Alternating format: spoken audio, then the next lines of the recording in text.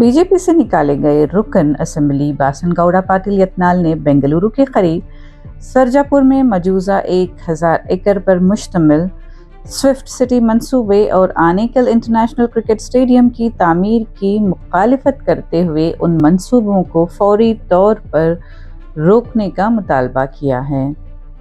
यत्नाल ने social media platform x पर कहा कि इतने बड़े तरक्याती मंसूबे सिर्फ बेंगलुरु के अतराफ मरकूज करने के बजाय शुमाली कर्नाटक में मुंतकिल किए जाएं ताकि इलाकाई तरक्की को फ़रोग़ मिल सके।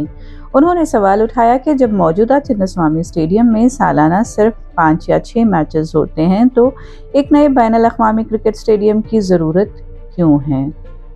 उन्होंने इल्ज़ाम लगाया कि Karnataka industrial areas development board ने ज़रक़ी ज़मीन को खुश्क ज़मीन करार देकर गैर कानूनी तौर पर हासिल किया है। यत्नाल के मुताबिक हुकूमत ने अभी तक मंसूबे की माहौलियाती असरात की तशख़ीसी रिपोर्ट यानी एनवायरनमेंटल इम्पैक्ट असेसमेंट भी पेश नहीं किया है।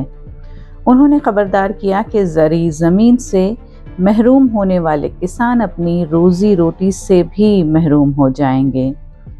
यत्नाल ने बिड़दी इंटीग्रेटेड टाउनशिप प्रोग्राम और सरजापुर आनेकल के जारी मंसूबों को भी फौरी तौर पर रोकने का मुतालबा किया और कहा कि तरक्याती मंसूबों की मुनसिफाना तक़सीम पूरे कर्नाटक के मफाद में है।